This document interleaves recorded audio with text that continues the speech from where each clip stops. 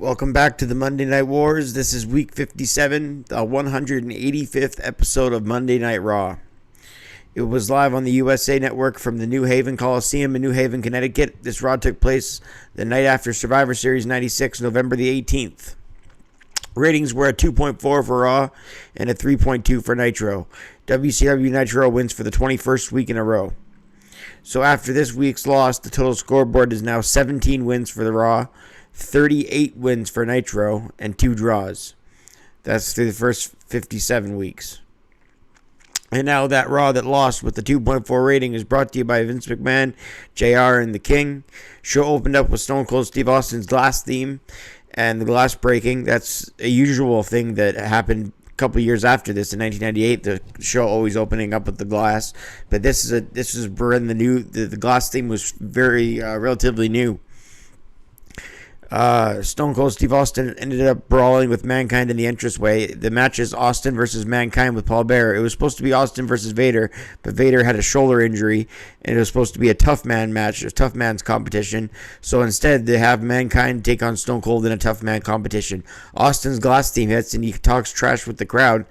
And running from behind is Mankind and clotheslines him. Mankind doesn't get an entrance. He just jumps Austin during his entrance, and the two brawl within the crowd. King says he loves this job because he just wants somebody to hurt somebody. The officials are trying to get them in the ring, but both men losers the night before to Bret Hart and Undertaker, respectively. Mankind Irish whips Austin into the steps. McMahon says we have a new WWF champion in Sycho Sid, but the two toughest in the WWF are going at it in the entranceway. Both men continue to brawl outside the ring, and JR says someone may go to the hospital before it begins. Before the bell officially rings. Austin stomps on Mankind, and Mankind drops the elbow onto Austin. Mankind throws Austin into the steps again. Finally, Raw starting off with some attitude. We've seen glimpses of attitude, but they're coming right off with attitude from their get-go here. Mankind chokes Austin out in the corner. Austin clothesline Mankind in the ring with a number of rights as the bell officially rings. Both men are brawling throughout, whether it was on the outside or the inside. Mankind has a chair on the outside, but Austin drops him. Stone Cold gets attacked by Mankind and over the railing and onto the concrete. Austin throws Mankind back into the ropes on the inside of the ring, and he comes off with a mandible claw, but Austin kicks him in the groin, in the balls, and Mankind drops to the ground.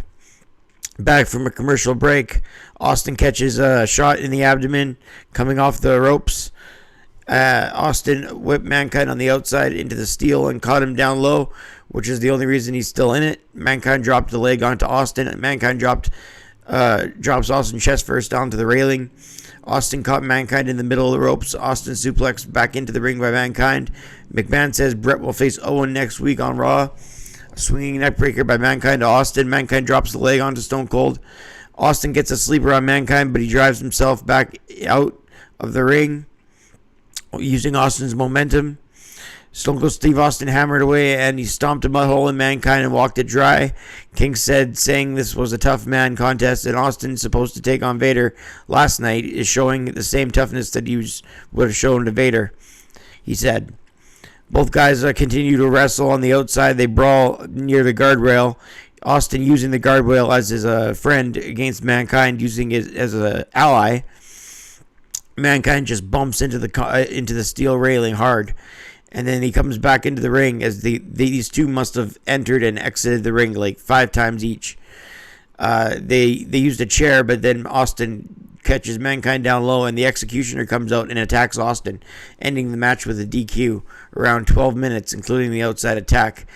The Executioner and Mankind jump on Austin, and it's 2-on-1. Paul Bearer is in the ring, and so it's like 3-on-1. Bearer doesn't hit him, but he stands in the ring. All of a sudden, the Undertaker comes from the entranceway, and he's got a new look. He's got a new vest. It's a lot thicker, and he's got a new look from being buried alive. His first time on Raw since being buried alive about a month before this. This was an all-out war. Had it not been for the finish, it might have been rated even higher, but I gave it 3 stars and a quarter. It was the first Austin Foley war of many in the WWF. So Undertaker cleaned house, and then all of a sudden, Austin clothesline Undertaker, even though Undertaker came to save Austin. Well, he didn't come out to save Austin, but that's what he ended up doing. He came out to hurt Mankind, but he ended up saving Austin in the process. But Austin didn't care. He clotheslined Undertaker to the floor. Undertaker landed on his feet and stared back at Austin, and Undertaker went into the ring to attack Austin, and Austin was too afraid and walked away. You usually don't see that from Stone Cold, but he did that with the Undertaker because he meant business. Ahmed Johnson is seen in the crowd with an injury. Maybe if they got that idea from Nitro, because that's where the NWO is always standing up in the crowd area. Sonny comes out to I Know You Want Me. I'll never sing that again, but that's the song for Sonny for the first time she ever comes out to that song. You can see where my mind's at when I'm talking about Sonny. Speaking of NWO, would the Nation of Domination be in a group if not for them? That's what I'm wondering, because the Nation comes out and they have NOD in black and white on a hat.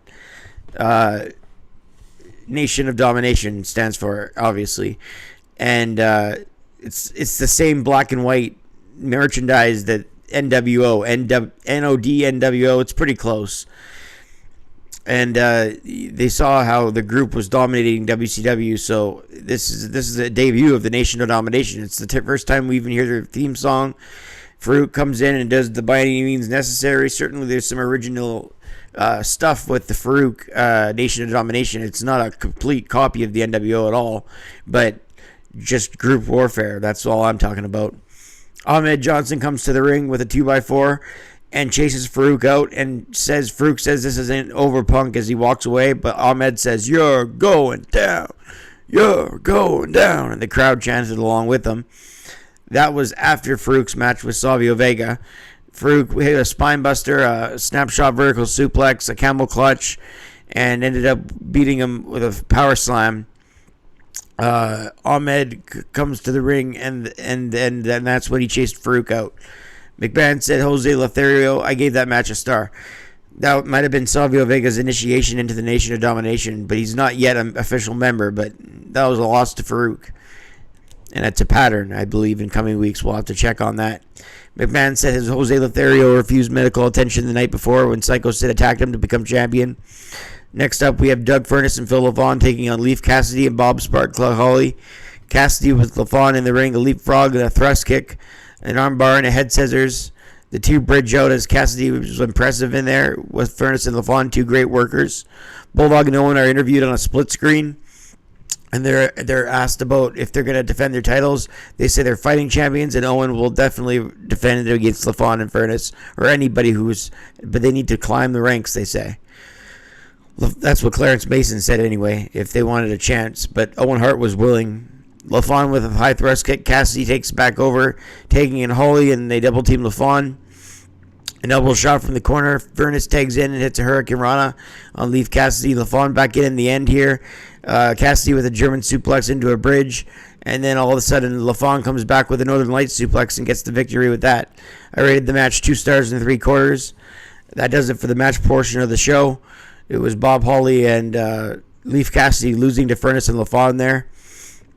Jim Ross conducted an interview with the new WWF champion, Sycho Sid, regarding the events of the previous night, as well as defending the title against Bret Hart at the next In Your House.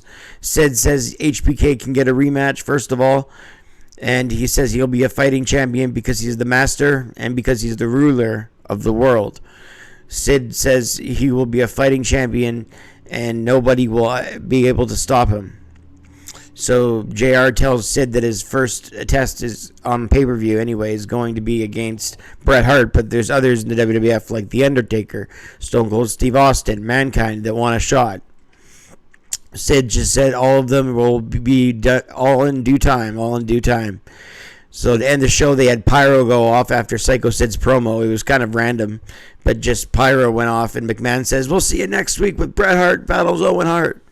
I rated this episode a quality rating of 5.5 out of 10 because other than Austin and Mankind, it was all pretty average stuff.